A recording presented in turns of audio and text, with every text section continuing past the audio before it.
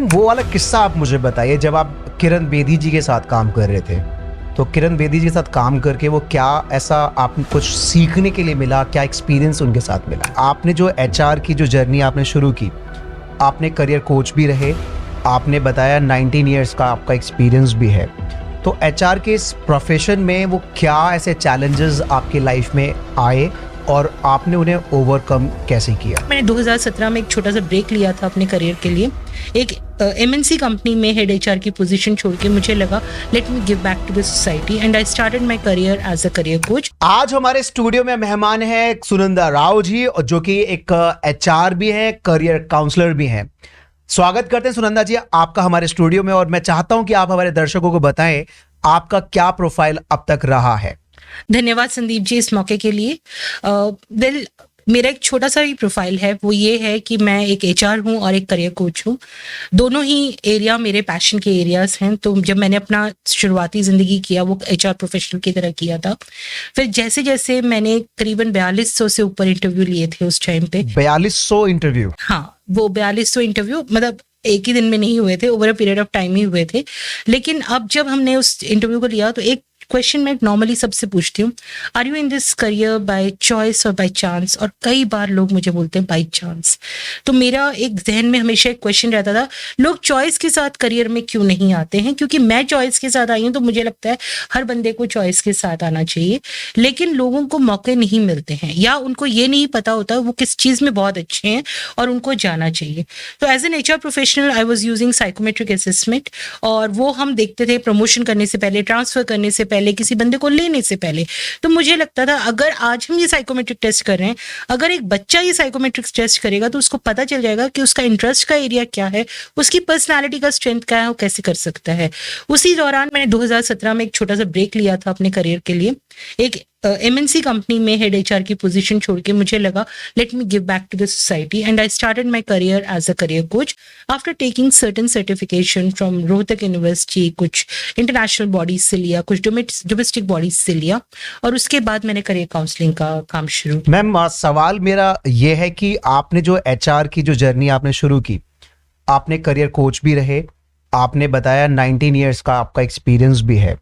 तो एचआर के इस प्रोफेशन में वो क्या ऐसे चैलेंजेस आपकी लाइफ में आए और आपने उन्हें ओवरकम कैसे किया? एक सबसे पहला जो चैलेंज आता है किसी एचआर प्रोफेशनल की लाइफ में, वो ये कि जब हम कॉलेज में पढ़ रहे होते हैं ना, तो हम organisation behaviour, motivation, recruitment, selection सब कुछ देखते हैं। जबकि सिर्फ एचआर हम सिर्फ 3 बकेट्स में बड़े बड़े डाल सकते हैं। टैलेंट एक्विजिशन हो गया, रिटेंशन हो गया और डेवलपमेंट हो गया। ये जो चीज़ है अभी हमें पढ़ाई जाने लगी है, लेकिन जब हम लोग एक ट्रेडिशनल वे में पढ़ते थे तो हम पूरे टॉपिक्स को करते थे, 28 टॉपिक्स को हमने पढ़ा। और जब रूबरू हुए हकीकत के साथ, जो पढ़ाई और रियल लाइफ है वो बहुत ही अलग था। दूसरा सबसे बड़ा चैलेंज आता है, नो मैटर हम कितना भी इंक्लूजन, डाइवर्सिटी या किसी भी बात में बोले, it is still a mains world. और यहाँ पे जब एक एचआर में फीमेल होती है या एक एचआर डिपार्टमेंट में अगर आप किसी कंपनी में देखते हैं तो फीमेल्स का प्रतिशत 10% होता है, 15% होता है। वहां पे जो मेल कम्युनिटी है वो आपको कहीं ना कहीं से ये दिखाने की कोशिश करती है, आप एचआर में हैं, आप एक कॉस्ट सेंटर हैं, आप प्रॉफिट सेंटर नहीं है, आप मुनाफा नहीं लेके आते हो। तो वो जो स्ट्रगल होता है कॉस्ट सेंटर से प्रॉफिट सेंटर में आने का, वो एक बहुत बड़ा स्ट्रगल होता है संदीप जी। और उसके बाद लगे हाथों आप जब भी कोई भी काम कर रहे हो तो उनको ये लगता है कि एचआर के पास कोई काम नहीं है, आप यही काम कर रहे हो। मैम, मेरा सवाल ये है आपसे कि जो आपने एचआर की जर्नी इतनी आपने तय की, जाहिर सी बात है आपने बताया कि कई सारे चैलेंजेस, आपने बताया कि फीमेल्स को ज़्यादा चैलेंजेस ज़्यादा आते हैं। सवाल मेरा यह है कि आपकी लाइफ में बहुत सारी अचीवमेंट्स भी रही होंगी, उन अचीवमेंट्स को आप कैसे देखते हैं और क्या वो अचीवमेंट्स है जिस पर आपको बहुत प्राउड फील होता है? सबसे रीसेंट अचीवमेंट जो आज अभी हम बात करते हैं स्टूडियो में आपके साथ, आई एम ब्लेस्ड दैट मुझे 50 अंडर 50 HRAI की तरफ से अवार्ड मिला। सो वो 50 लोग जो एचआर में हैं, जो इस साल 2023 में उनको रिकॉग्नाइज किया गया है 50 वर्ष से कम में। सो वो एक मेरा रिसेंट अचीवमेंट है। दूसरा अचीवमेंट ये रहा है कि मैंने जिस भी ऑर्गेनाइजेशन में काम किया है वहाँ पे करियर गाइडेंस और जो यूथ को लेके आने की बहुत ज़्यादा कोशिश है। सो अभी जो मेरी प्रेजेंट ऑर्गेनाइजेशन है वहाँ पे हम लोग यंग ग्रेजुएट्स को हायर करते हैं और उन लोगों को पूरे 1 साल की ट्रेनिंग के बाद हमारे प्रोफेशनल्स की जर्नी के अंदर डाल देते हैं। सो ये 1 साल की जर्नी जो उन ग्रेजुएट्स की होती है, बिल्कुल वो मेरे बच्चे के समान है सारे, क्योंकि उसी उम्र में हैं। और वो लोग जब तय कर रहे होते हैं तो उनको ये लगता है कि हम अब छोड़ें और वो लोग हमारे पास आते हैं। तो फर्स्ट सेकंड अचीवमेंट मेरा ये है कि मैंने किसी भी ऑर्गेनाइजेशन में अगर काम किया है तो मेरी कोशिश होती है कि बड़े बड़े ब्लॉक्स के ऊपर काम किया जाए, जैसे ग्रेजुएट ट्रेनिंग हो गया या आपका कोई कॉम्प्रिहेंसिव इंडक्शन हो गया, जहाँ पे जब लोग आए उनको एक बड़ा पिक्चर दिखे ऑर्गेनाइजेशन के बारे में। मैम, वो वाला किस्सा आप मुझे बताइए जब आप किरण बेदी जी के साथ काम कर रहे थे। तो किरण बेदी जी के साथ काम करके वो क्या ऐसा आपको कुछ सीखने के लिए मिला, क्या एक्सपीरियंस उनके साथ मिला? डॉक्टर किरण बेदी के साथ मैंने स्टरलाइट फाउंडेशन, जो कि आज के दिन में वेदांता फाउंडेशन कहते हैं, डॉक्टर अनिल अग्रवाल जी का, उस कंपनी में मैंने काम किया था, जिसका एक मोटिव था कि जो अंडर प्रिविलेज यूथ है उनको कंप्यूटर सिखाया जाए। डॉक्टर किरण बेदी जी उस टाइम पे दिल्ली पुलिस में थी और वो हेडक्वार्टर्स आईटीओ में बैठती थी। तो उनका हमारे साथ संपर्क हुआ और उन्होंने ये कहा कि मॉडल टाउन और जरोदा कलो में पुलिस ट्रेनिंग सेंटर खोल रहे हैं हम, और वहाँ पे आप लोग पुलिस वालों को कंप्यूटर की ट्रेनिंग दीजिए। उसी दौरान उनको ये था कि तिहाड़ जेल में जो इनमेट्स हैं, जो कैदी हैं, उनको हम कंप्यूटर एजुकेशन या सिलाई या कुछ इस ढंग से करें ताकि जब वो कैद से निकले बाहर, वो अपनी जीविका कमाने के लिए कुछ रिस्पेक्टेबल काम करें। एक वाकया है जब किरण बेदी जी ने हम लोगों को बोला कि आप तिहाड़ जेल चलिए और वहां पे बच्चों को पढ़ाना है, आप वहां पे जो इनमेट्स हैं उनको करना है। तो तिहाड़ जेल का आपका जो एक्सपीरियंस है, जब आप पहली बार तिहाड़ जेल गए अपनी एनजीओ की तरफ से, तो आपका क्या एक्सपीरियंस रहा वहां पर तिहाड़ जेल जाकर? सच बताऊं तो मैं बहुत ज्यादा सहमी हुई थी, क्योंकि बचपन में चार्ल्स सोबराज का नाम सुना था और सुना था वो उसी जेल में थे। तो मुझे बहुत डर लगता था। ये भी सुनने में आया था कि कैदी लोग कई बार बहुत ज्यादा वॉयलेंट हो जाते हैं जब आप सिविलियंस को देखते हैं, क्योंकि उनको कहीं ना कहीं से अपने रिएक्शंस देने होते हैं। तो मैं जब तिहाड़ जेल के गेट में थी तो मैं बहुत ज्यादा डरी, हाथ पैर ठंडे हो रहे थे। उन्होंने हाथ पे यहाँ पे ठप्पा लगाया था कि आप अंदर जा रहे हो, तो बहुत सहमी सहमी सी गई। लेकिन जब मैंने उन लोगों से बात की, जो इनमेट से, फीमेल से, मेल से, दोनों से बात की, तब एक चीज लगा कि वो लोग हमारे तरह के ही प्राणी हैं। कहीं उनके अंदर वो उस मोमेंट में ट्रिगर हुआ था और उस वजह से आज वो कैदी हैं बोल के। एक चीज उस दिन मेरा पर्सपेक्टिव चेंज हुआ जेल, मतलब जो कैदी हैं उन लोगों के लिए। And then with due motivation of doctor Kiran Bedi, हम लोगों ने उनको कंप्यूटर एजुकेशन, सिलाई और ब्यूटी की सर्विसेज सिखाया। तो अलग अलग फैकल्टीज थे जो सिखाते थे और उन फैकल्टीज के साथ मैं जाती थी ताकि हम उन लोगों से बात भी कर सकें और एक अच्छा वक्त गुजरता था। अब तो तिहाड़ जेल में आप जानते हैं, तिहाड़ जेल इनमेट्स के बिस्किट्स वगैरह हम लोग वहां पे लाइव खाते थे उन चीजों को और उन लोगों से बात करते थे। That was a different experience altogether. बहुत बढ़िया मैम, आपने वाकई में एक बीइंग फीमेल, आपने बहुत सारे चैलेंजेस देखे, बहुत सारे अप्स एंड डाउन्स देखे, आपने हर तरह से लोगों की जिंदगी को बदलने की कोशिश की है। आप एक ऑर्गेनाइजेशन भी चलाते हैं। मैं चाहता हूं आपकी वो जो ऑर्गेनाइजेशन है, जो मैगजीन है, उस मैगजीन का क्या पर्पस है और क्या किस नाम से वो मैगजीन आपकी अभी इंडस्ट्री में है? ये मैगजीन का नाम है करियर बीकन। हालांकि मैं आपको जैसे ही मालूम है कि मैं 2 हैट्स पहनती हूँ, 2 प्रोफाइल्स हैं मेरे, एचआर के और करियर कोच के। जब मैं करियर कोचिंग करती थी तो मेरा बेटा जो उस टाइम पे 11वीं क्लास में था, उसने ये कहा कि हर बंदा करियर कोचिंग नहीं ले सकता है, you should find out a way जहां आप लाखों लोगों को इकट्ठे एक बार में आप अप्रोच कर सको। So that made me to bring a magazine that is called career beacon, जो आज भी है प्रिंट एडिशन में। और आप लोगों की जैसे लोगों की कृपा है जिसकी वजह से आज हम 13,200 प्रिंट कॉपीज छापते हैं और उसमें हम सिर्फ करियर्स के बारे में बात करते हैं। जब हमने करियर बीकन का स्टार्ट किया था तो ऑब्जेक्टिव वाज वेरी क्लियर। जो हमारे 11वीं 12वीं से बच्चे हैं और जो कॉलेज लेवल और फ्रेशर के लोग हैं, उन लोगों को एक मार्गदर्शन मिले।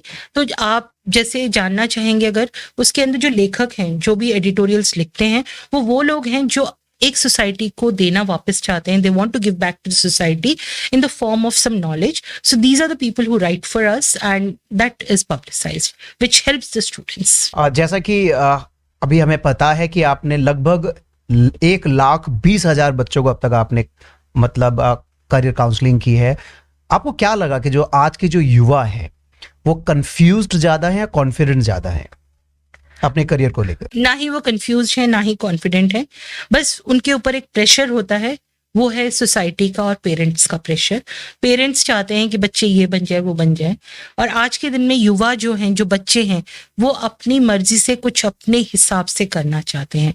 कई बार कुछ बच्चे होते हैं जो बहुत हेडस्ट्रॉन्ग होते हैं, उनको मालूम है मुझे डॉक्टर करना है, इंजीनियरिंग करना है, लॉ करना है, और कुछ बच्चे होते हैं हाँ उनको ये पता नहीं होता क्योंकि उन्होंने स्ट्रीम ले ली है, अब आगे क्या करना है, क्योंकि इतने सारे विकल्प उनके सामने आ रहे होते हैं। आए दिन कोई ना कोई नया करियर आ रहा होता है। जब से ये चैट जीपीटी या आप ये बोले एआई आ गया, लोगों को लगता है कि हमारे करियर्स जाने वाले हैं, तो एक ट्रेडिशनल, कन्वेंशनल और ये फ्यूचरिस्टिक करियर के लिए उनकी जानकारी बहुत स्वाभाविक रूप से उनकी कौतूहलता रहती है, और वो लोग सिर्फ ये चाहते हैं कोई उनको वो बंदा मिले जो उनको गाइड करके बता सके। उनको पता सब कुछ होता है, गूगल सब चीजें बताता है, लेकिन वो कौन सी जगह से जाएं, किस जगह से जाएं, क्या पाथ लें, वो हमारा रोल होता है। क्या एडवाइस आप देना चाहेंगे अभी, और मतलब जो हमारे यूथ हैं, क्या पीस ऑफ एडवाइस आप उनके साथ शेयर करना चाहेंगे? किस तरह से लोग अपने करियर को लेकर और भी कॉन्फिडेंट हो सकते हैं? कैसे आपकी जो ऑर्गेनाइजेशन उनकी हेल्प कर सकती है? जो स्टूडेंट्स अभी 11th एंड 12th में हैं और वो अभी कॉलेज के लिए ढूंढ रहे हैं या अपना ओवरसीज या डोमेस्टिक नेशनल कॉलेजेस के लिए ढूंढ रहे हैं, उनको सिर्फ एक ही एडवाइस है, बेटा आप जो भी करो आप पहले अपना रिसर्च पूरा करो, किसी के भी बहकावे में या किसी के कहने पे आके मत करना। जो है आप अपनी अक्ल लगाओ, गूगल करो, किसी एक्सपर्ट से बात करो और देखो कि आपकी क्या स्ट्रेंथ्स है और क्या चीज आपके फ्यूचर में काम आएगी, उसके लिए कौन सा कोर्स करना है, वो कॉलेज कितना सक्षम है, आपको इंटर्नशिप्स देता है या नहीं, क्या वो कॉलेज आपको पूरा राइट पाथ बताता है नहीं, वो चीज आप देखिए। उसके लिए बहुत ही ज्यादा आसान तरीका है, जस्ट गूगल, यूट्यूब में बहुत से चैनल्स हैं जो आपको बता सकते हैं कि कौन से कॉलेजेस है कौन से नहीं। Otherwise you can follow career beacon, आपको टाइम टू टाइम वो चीज पता चलती रहेगी। दूसरा, जो बच्चे ग्रेजुएट्स हो रहे हैं या ग्रेजुएशन कर रहे हैं और वो अब एम्प्लॉयमेंट की राह पे चलने वाले हैं, प्लीज एक चीज ध्यान रखो, आप नौकरी मत मांगने जाओ, आप उस हायरिंग मैनेजर के साथ एक कन्वर्सेशन में आओ, आप बातचीत में आओ, आपको तब पता चलेगा कौन सी कंपनी आपके लिए अच्छी है, कल्चर क्या है, किस ढंग से है। आप उनके लिंक्डइन प्रोफाइल को फॉलो कर सकते हैं, उन कंपनी के लिंक्डइन प्रोफाइल को फॉलो करो और देखो कि पिछले 3 महीनों में उस कंपनी ने क्या क्या पोस्ट किया है। दिवाली होली के पोस्ट को छोड़ दो, लेकिन कंपनी अपने बारे में कुछ ना कुछ बताती है। आप ये देखिए उनके फाउंडर, उनकी लीडरशिप टीम क्या बता रही है, वो आपकी कंपनी का कल्चर आपको बताएंगे, and then you can find out that which company is best for you, which domain is best for you. Thank you so much ma'am, आपने बहुत कुछ बताया। जैसा कि मुझे पता है कि मैम आप बच्चों को बहुत करियर काउंसलिंग की कोचिंग कराते हैं और उनको लीडरशिप सीईओ लेवल तक ले जाने की पूरी तैयारी करते हैं, आपकी जो ऑर्गेनाइजेशन है। मैं ये जानना चाहता हूँ कि क्या कोई ऐसा आपका अपकमिंग प्रोजेक्ट है या कोई ऐसा इवेंट है जो आप हाल ही में करने वाले हो, किसी यूथ को लेकर कोई ऐसा प्रोग्राम आपका? हाँ, 2 दिसंबर को करियर हैकाथॉन करके हमारा 5th एडिशन का इवेंट हो रहा है। हमने 2019 में शुरू किया है, आज ये 5वां एडिशन है उसका जो भी होने वाला है। And this time the theme is bridging the gap, talent gap from classroom to boardroom. इसके अंतर्गत आपको काफी कॉलेजेस के वाइस चांसलर, बहुत सारी कंपनी के CEOs, HR professional, career counsellor, edtech people, they will be talking कि भाई आप कैसे अपना करियर क्लासरूम से बोर्डरूम तक ले जा सकते हैं। 2 दिसंबर को आप लोग आइए इंडिया इंटरनेशनल सेंटर में। इट्स अ टिकटेड इवेंट दो, but what you can do is you can use the promo code DSL Talks and you can take a clear cut discount of that. चलिए, बहुत ma'am, अगर आप चाहते हैं तो DSL talk से भी आपको एक प्रोमो कोड से आपको डिस्काउंट मिलेगा टिकट्स पर। Thank you so much ma'am. Ma'am, यहाँ पे मैं पूछना चाहूँगा कि इतनी जर्नी आपकी, इतनी बड़ी जर्नी रही, आपने इतने लाखों लोगों को आपने करियर काउंसलिंग की है, HR प्रोफाइल आपका है, मतलब इतने सारे प्रोफाइल को लेकर आप चल रहे हैं। मैम, कभी ऐसा लगा आपको कि स्ट्रेस और कोई ऐसा फेलियर मोमेंट आपकी लाइफ में आया कि ऐसा लगा कि अब सब कुछ खत्म सा हो रहा है, मतलब इस तरह से कुछ ऐसी चीजें आई कभी आपकी जिंदगी में? हाँ, कई बार मोमेंट्स आते हैं, अगर फेलियर ना हो तो सक्सेस का मजा ही नहीं आएगा। So every failure is a stepping stone. आप कई बार किसी पोजीशन से स्टेप डाउन करते हैं, आप किसी पूरी चीज से चेंज कर लेते हैं, आप बिल्कुल अलग हो जाते हैं किसी संस्था से या किसी नए रोल पे आते हैं, तो आपको एक स्टेप डाउन करना पड़ता है। लेकिन आप ये मान के चलिए, आपको सही राह लेनी है तो यू टर्न भी तो लेना ही पड़ेगा। बहुत बढ़िया मैम। जैसे कि देखिए, मैं जान सकता हूँ कि एक फीमेल के लिए बहुत जिम्मेदारियां होती हैं अपने बिजनेस को लेकर, अपने प्रोफेशन को लेकर। तो यहाँ पर सवाल मेरा यह है कि आप इतना बिजी होने के बावजूद भी अपनी फैमिली को टाइम कैसे दे पाते हो, अपने टाइम को कैसे मैनेज करते हो? सिंपल सा फंडा है, आप जो भी हैं आज अपनी फैमिली की वजह से होते हैं। आपके घर में आपके पिता हो, माता हो, भाई हो, बहन हो, हस्बैंड हो, बच्चे हो, वो सभी लोग आपका मनोबल बढ़ाते हैं।